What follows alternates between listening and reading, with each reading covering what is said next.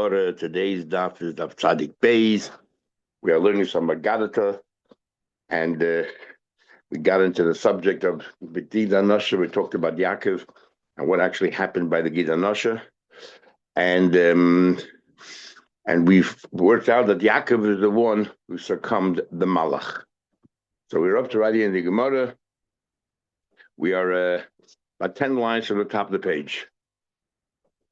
He told him, Kisadisa imalakim v'an imanoshim. Who are the two? Imalakim v'imanoshim. Omar Rabba. Says Rabba. Remez Ramazla. He actually gave him a clue. Sha'asidim shnei sadim what's his menu. Two leaders will emanate from him. Reish Goylish Shebebabel. One is the head of Golus and Babel, and Nasi Shebe Eretz Yisrael. Elikim, which is a Bezdin, is Eretz Yisrael. And then Anoshim is Bavel. Even though Gemara Sanhedrin Daf Hey we had there that the Bezdin in Bavel was more powerful than the Bezdin in Israel because they had authority. they had Shevet and Mechekik. But when it comes to knowledge, learning, we said I saw more knowledge. Mikan Remez Golus. He hinted to him the Golus. So now that we're talking about Golus and Israel and so on and so forth, we'll talk a little bit about the dream that the Saramashkim had with Yosef and what Remez was involved in that. Says the Gemara, said in the Pasuk, he said he had a dream about this vine and it had 3 branches and it was blossoming and then there were grapes coming out. What are these 3 surigim? These 3 branches. These are 3 wealthy, influential people in every generation. Every generation has 3 influential Jews around the world that constantly advocate on behalf of the Yidden. Sometimes you have 2 chutzlars and 1 at Yisrael. And sometimes you have 2 at Yisrael and 1 here in chutzlars. They gave their eyes, the grandchildren of Rav, and probably they lived in Babel. And that at that time there were 2 in Babel and 1 at Yisrael, and they were very influential, wealthy, and advocating on behalf of the Yidden. Rav said, these are 3 leaders of the These are 3 leaders that constantly, and 3 malachim, that are constantly advocating on behalf of the Yidden. So Geffen, that's the world, and he makes it embassy. Shloisha Sarigim, who are the 3 branches? That's Avraham Yisrael Yaakov. Also Nitzah blossoming Elu Hoyemais, the 4 Yemais. If Shilu Eshkolazan and the grapes came and formed, Elu Hashvatim, these are Shvatim. What are you talking about? A dream is always about the future, a vision, not about the past. Well, what's the point of showing the Shar Mashkin? No, the Shar Mashkin, besides his own dream, there's a lot of remozim here. Well, a vision is not about the past. He had a vision that there'll be vines, compared to wine. And Shalish Sidigim Natz Moshe and Aaron and Miriam, who were the leading players at that time. Vike Parachas also Nitzah was blossoming Elos and Hedgen. And Hivshilu Eshkol Anovim, and the grapes that ripened Elu HaTzadikim Shevachol over there. The grapes are the tzadikim in every generation. After all these drushes, they still need a drusha of the Moikin Kule Bechad Makom. He says all about one region, one place, and different stages. Shloisha Sarigim, the 3 branches, and Migdash, that's the base of Migdash. Melech, and that's Melech and the Kohen Gadol. These are the 3. Migdash, Melech, and Kohen Gadol. And they're all in Yerushalayim. That's the point. They're all in one place. These are the young Kohanim who work in the base of Migdash. And Hivshilu Eshkel Novim, and it ripened Elu Nesachim. That's the wine that you're going to pour by the Kabbanis. He said this is referring to the gifts that Abish gave to Eden. The 3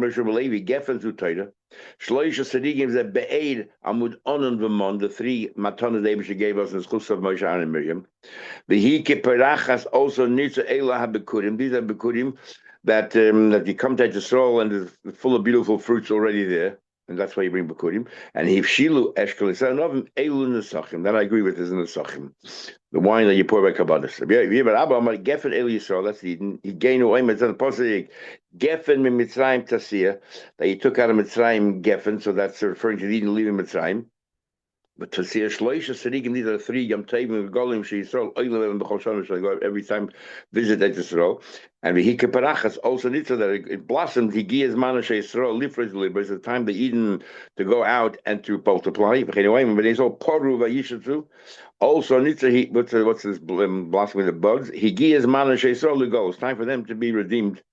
The ultimate redemption as well. It says in Posik that Vayaz Nitzcham al Begodai, that splurted their wine on my clothes, V'chol Malbushi Agalt, my clothes became dirty.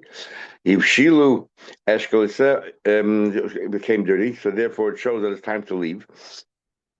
Shilu Eshkolisa Anovim, that the grape, sorry? Isn't it ripened? Yeah, the grapes grew. He gives manish Mitzrayim lished his cases at the time of Mitzrayim to be punished the full cup of my wrath. I know what I said. Shloisha kaisa Mitzrayim, the 3 cups written by Mitzrayim. In this dream, he says 3 times the word kais pari, because actually there's the 4 times this kais when Yosef repeats it, and that's why according to some, that's why you drink arba kaises by the Seder because of the cholam. Of the Saramashkin, 4 cases. This is like all sidetrack. This idea with Moses we said before about the Maisa of Yaakov, Maisa of a similar bonim. So whatever happened there is an emes for the future, like the Maisa of the Gidanosha, so too we're talking about an emes Vaita that happened to Yisrael Tzaddik. Shloisha Kaidim with Mitzrayim Lama. Why do you have 3 cases there? One they drank in the time of Moshe. This is Mitzrayim, they got punished. Once in the time of Moshe, they got punished, the Yams and everything else, and the Makkos. Once they paid Paranechei when Nebuchadnezzar attacked them, and the third one is when they're going to be punished along all the going. I'm not sure the third one why it has to do with Mitzrayim, it's everybody. You should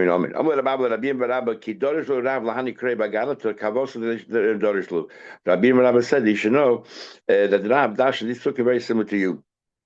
Our nation is like a vine. The branches where it all starts. And Rashi says very interesting. What do you mean Elu Balabatim? Just like the branches are the most important part because the leaves come from there, the grapes come from the branches, the vines, and everything else. So too, the only reason why Torah exists is look at Rashi. Kach balibatim goim lechesed. The balibatim who are goim lechesed u'machzikim de'anim. They support the poor. Umefazim emaynu lemalchus, and they pay off the kings so the Eden can live, can live normally, and they pay. B'shvil achem, they pay on behalf of the brother who can't afford it. U'miskayim al yodma. Yiddishkeit exists because of balabatim. So number 1 is Zvulun for Yisachar. Let me just tell you that all the fundraisers who know how to learn always use this Gemara right here. That you're the ones who are supporting Timsei Teda. That Chaim, they're the main ones.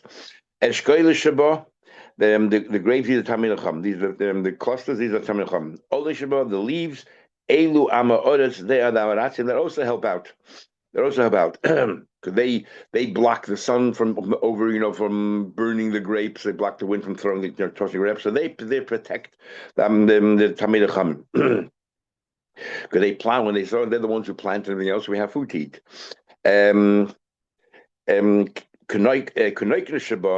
That these little tiny twigs, these are the konin shabisol. These are the pusta Eden. They don't achieve anything. That the grape should have rachmanis on these leaves. But you need all of them. Every part plays a role. So everyone should daven on behalf of it. If they support us, so we should daven on behalf of the leaves, on behalf of the maratzim, that they should be well. Then it says the posik is about 10 lines on the bottom of the page. It's continuing by Gadatov. But now we're talking about the dream of Saramashkin by Yosef Tzaddik. So it says the posik in Tanakh, the Ekrolin will buy or dig b'chamisha oser on the 15th day, 15 kesef, and then it's in the posik which will dash them in choymes soidim v'las soidim. 30 saw and 15 saw. What does that mean? What's going on here? So the Abish is saying that I took over possession of the Eden on the 15th day. What's he talking about? Buying and selling. It says by Yosef Bekovri Ashakarisali, it says over there that you should bury me in a place that I bought. Bechamisha also winning 15 days, that's when David took possession over us when he took us out of Mitzrayim.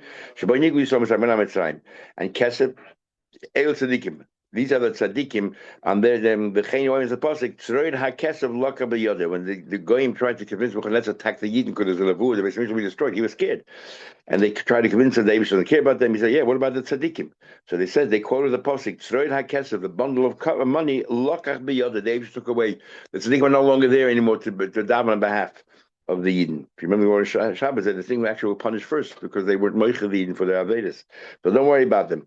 And so that's how you know tzaddikim. Choymas oidim v'lasach soidim. What's a choymas oidim and a lasach? Choymas 30 so and lasach is half of that. Elu 30 and 15 is 45. Elu memhei tzaddikim sha'elu is kaimim. The 45 tzaddikim. Another place says 36. In Sukkah, here's a 45 tzaddikim. The eini yodei, I don't know. Im shloishim kan v'tezlo b'Yisrael 30 here, 15 at Yisrael, or im shloishim b'Yisrael v'tezlo kan. No, it depends on which generation. If the bulk of them are in Chutz La'aretz, the bulk of them are in Eretz Yisrael. When it says in the pasuk, the ekcha shloishim hakesef, I'll take the 30 silver pieces, and va'ashlech oisei beis Hashem, I will throw them, toss them beis Hashem, the Creator, havayim shloishim beis Yisrael v'tezol kan. He's talking about Eretz Yisrael, so it sounds like at least in that time, 30 of them were in Eretz Yisrael and 15 of them are here. Most of these 30 you'll find in Eretz Yisrael, bebei knishta in a shul, the tusi afosa. That's under a bed. In other words, they're under the radar. These are not the 30 most prominent people that everybody knows about. They're like tzaddikim l'stadim. Behind him says the pasuk, and I said to them, Im toiv be'einechem, and if it's good in your eyes, havu schari, I give him my reward. V'im lo chadu, if not, Hadolu vayishkulu schari, and he took the schar shloisha keser of $30. So these are the tzaddikim. We're talking about the 30 tzaddikim. If you know Elu shloishim tzaddikim, you know what the 30 is? These are shloishim tzaddikim umas ha'olam. These are the 30 tzaddikim she umas ha'olam is kaim malem. They also have amongst them chasid umas ha'olam that the goyim live in their schus. Ula says Elu shloishim mitzvahs. These are the 30 mitzvahs she kiblu aleim b'nei noach. The Ema Kaimin Oshleisha, 3 mitzvahs took among themselves. Rashi is on the bottom, very interesting. Lo Yinishparshu. Rashi doesn't know what they are. Umahochahu de Koyal. This is how we know that 30 mitzvahs, because we know there's 9 mitzvahs in Nech, even though there are more there. In the Shabbat Shainim actually calculate what the 30 mitzvahs are. But the fascinating thing is the next line of the Gemara, and I remember I quoted this Gemara when we had the referendum in Australia of whether there should be recognized civil marriage between 2 men or 2 women. And the Gemara says here, how far Dorban we are today, how mushkas we are today, because the Gemara says here the 3. What do you mean? The 3 of the things they took upon themselves. One of them is they can have mishka zachar and it's very, very rife, but nobody ever imagined that they're going to formally recognize it as a marriage with a ksuva. As Rashi is on top of the page, even though they was rife, not a stam rife. They had, a partner. Even then, they couldn't imagine at the time when there was no civilization, there was no, anything. They never went as far as we went in the last 20 years around the world. Unbelievable how far we went. Actually calls it Kalsreich. Yeah, it is. It's mushkas. It's corrupt. The Ach is one of them. This is even hard to understand. To ein shoiklin basar hames. They don't eat human flesh. That's one pshat. Another pshat is that they don't eat animals that died. And actually, the next item, and they don't sell it in stores. They don't sell human. No, they might eat it, but they don't sell it and weigh it in the store by the pound, by the kilo, and sell it. So Rashi says they eat it. Ain't oichlin oiseh b'frehesia. They don't make it public. That's one. But another pshat Rashi is basar behemoth that died from itself. There's a big machlekes, and especially in Achronim. If a goy is allowed to eat meat that an animal died by itself, Meisel Lev. Rashi Chumash says that Odom Rishon was able to eat behemoths and Meisel Lev, just he had no right to kill an animal till Noach came along. But so Rashi is a pshita, but Meisel Lev you're allowed to. Others learn just the opposite. Meisel Lev you're not allowed to. It has to be killed by a human, or it has to be killed, not if it died by itself. Anyhow, here it says they did not eat meat that died by itself because of one pshat Rashi. What does that mean? Because Rashi and Chumash said that Adam ate Mesa Mela. The Rebbe said that Shit Shemika doesn't have to work according to Gemara. That's true. That's true. But I'm saying there's 2 opinions in Achronim. Interesting. I don't remember them quoting this in Rashi here, but Rashi's second shot that says clearly that they would not. Maybe this is a minig, wasn't or a mitzvah they took upon themselves. And the last one is Shemechabdin es HaTorah. Despite all of that, no, even their religions, they reference the Old Testament. They still have shaykhs. Muslims came and changed all that because they changed the whole Old Testament. But by the Christians, the Old Testament is Kaddish. So the Rambam says you're allowed to learn them the Old Testament, not for the Muslims, because they do believe that this is the Hashem. Okay, back to Chulin. There's no Gida Nosha by bird. They have a Gida Nosha. They have a Shayach nerve. But it's not round. Remember, it's kaf hayerech. Kaf has to be like a spoon. It has to be round. The muscle makes it round. This is not round. What about Islay Oif? Of course, Rabbi has to come along. Islay Oif, but Ogel. What happens in a situation where there is a Gida Nosha by bird and it's round? Do we judge each bird accordingly, or is this a uniform rule? Once you lay down a rule, the majority of the birds don't have a cuff round, so therefore there's no Gida Nosha there. Or Isla the behemoth bloyagel. You have a behemoth and unique that it's not rounded. Mine. Bossa the deslin, the bossa min noslin. Teiku. The principle is more a general principle. Whenever you make a have a din, is it specific or general? Like if you found a cow that doesn't have all the samani, what happened? Like we had before. B'noyeg b'shalil. And we had a machlekes if there's a din of Gida Nosha by the baby was an embryo. We'll say that the mayor who holds that a ben tes is independent of his mother, and therefore there's no din of ben pekua. There's a din of Gida Nosha and chaylev in the shalil. And and according to us, that there's a ben pekua of Yehuda, a ben pekua, ben tes and chay. You don't have to shacht it again. Means that what? That it's a neighbor of the mother, and there's no din of Gida Nosha or chaylev. So the Gemara, dam there is, but not chaylev. So the Gemara, Amar Shmuel v'chel b'muter l'divrei hakol. Come look, Shmuel has a comment. But the chaylev was mutter according to everybody. Now that's going to be difficult. Chelba demai. Which chaylev are we talking about? Ilema the shalil. We're talking about the chaylev inside the shalil, which by an adult would be usher. And you tell me because it's inside the mother's womb, it's mutter. Well, me believe it. That's the machlekes. That Yehuda and Meir. The time you learn noig b'shalil v'chelba usher divid amer. Meir hold that one that it's an independent chaya. And therefore, all the dinim apply like a normal chaya. Behemoth, so has it in chaylev, din of gidan usher. But Yehuda Meir no noig b'shalil v'chelba mutter. And he holds that it's an avid of the mother, and therefore everything is mutter. So what do you mean? Everyone agrees on the chaylev. So I was like, can't be talking about the chaylev. What are you talking about?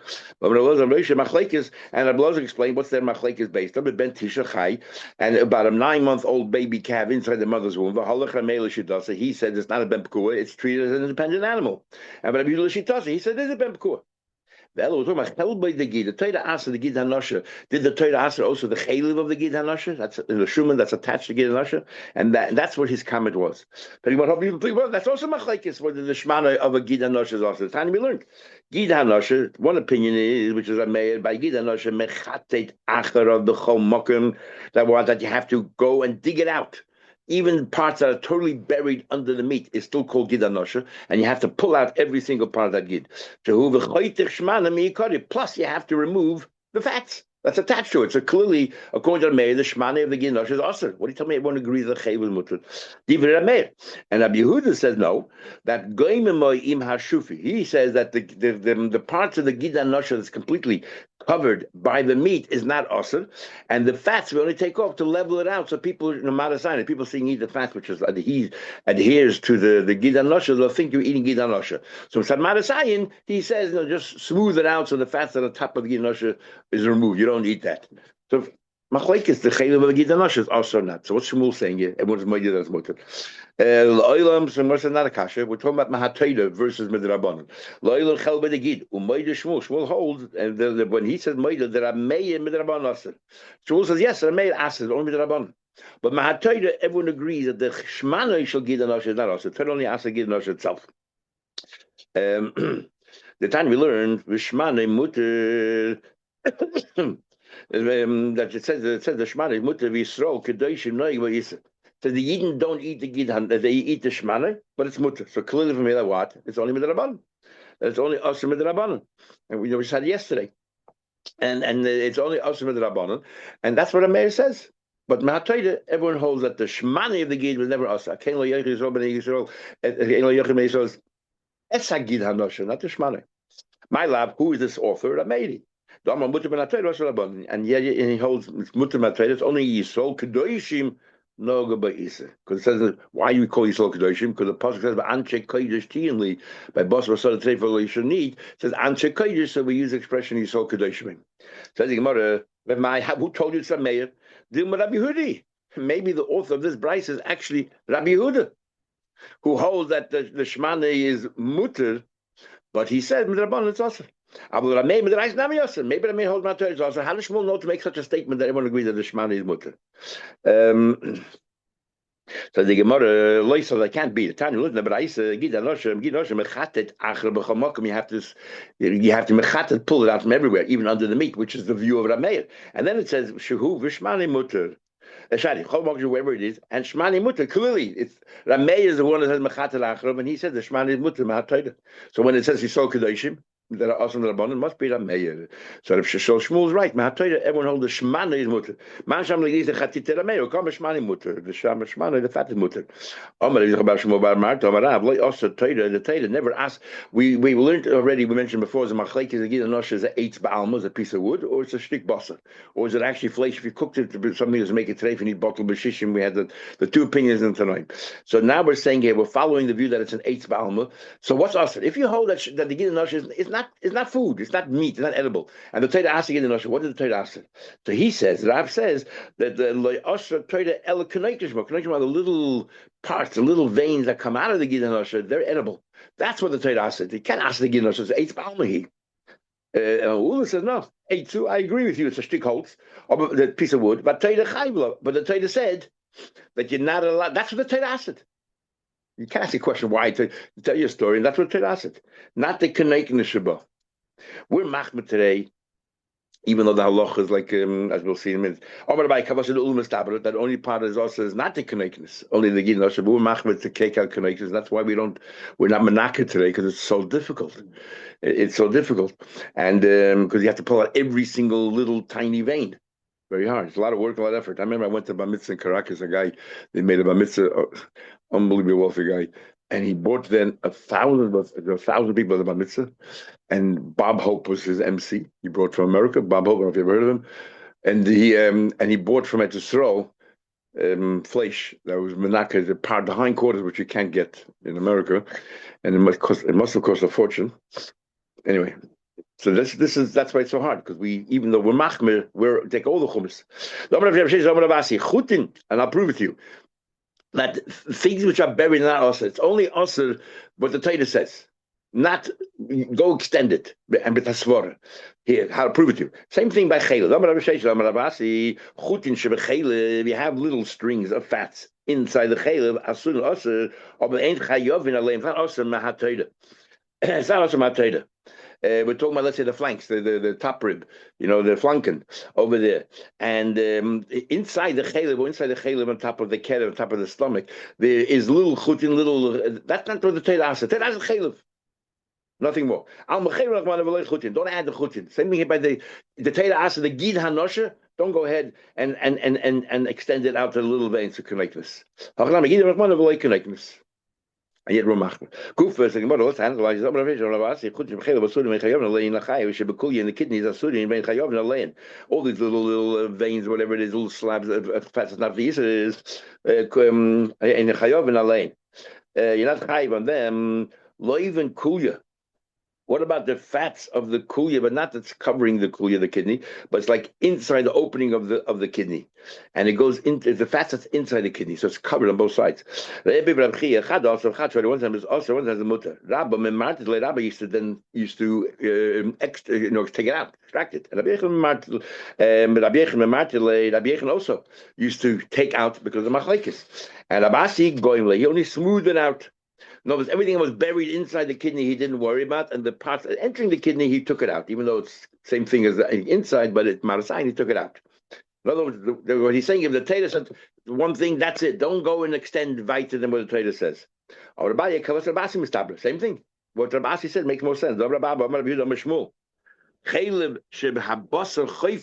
you look at top ribs, a lot of fats.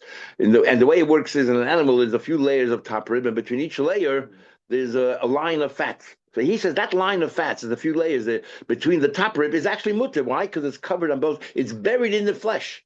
The Torah says chaylev ala kevin, the chaylev that's exposed on top, not the chaylev that's sandwiched in between. So again, he takes the Torah literally. That's the same word. Gid hanosha is literally the gid hanosha, not the connectness that are coming out of the gid hanosha. The chaylev ala, what do you call it, on the kidneys, but not the chaylev that's inside. The inside that's buried in both sides. Almost alak solon on the top of the flanks. The Torah acid relationship with not what's inside the flanken. Terasa, what's on top above the kidneys. Not what's inside the kidneys. Gufel analyzes that the flesh covers also is in other words, any part that's sandwiched between the meat, like I just told you, the top rib, the fats that's sandwiched between the meat is mutter. This fat that's underneath the loins, it's usher. So, and that's covered by the loins. It's completely covered. You just said a rule that any chayla that's sandwiched on both sides with meat is mutter. No, the part that's by under the loins is covered by meat underneath. The loins above is covered. And why should that be usher? Amar Abaye has a lot to say about these things. Behema bechayah pruke mifrike. While you're right, once it's dead, it's completely covered. But when the animal is alive, when it walks, the loins open up, and when it opens up, the fats is exposed. So it's not completely covered on both sides, and that's why this is different. Amar Rabbi Yechina said, I lav tavchana. Rabbi Yechina said, I am not a butcher. But I don't even have a yichus of a butcher. My father was never a butcher. I remember the Hachi Havi Amri Ben Midrash in Yeshiva. Behema b'chayeh prukim mifrike. Interesting. He said, "I'm not a butcher. I'm not an expert in these things." Yet we learned that Rav sent wagonfuls of treifers to ask Rabbi Yechanan how he would pass as if he was a bucky in treifers. Yeah, we'll continue, Mitzvah.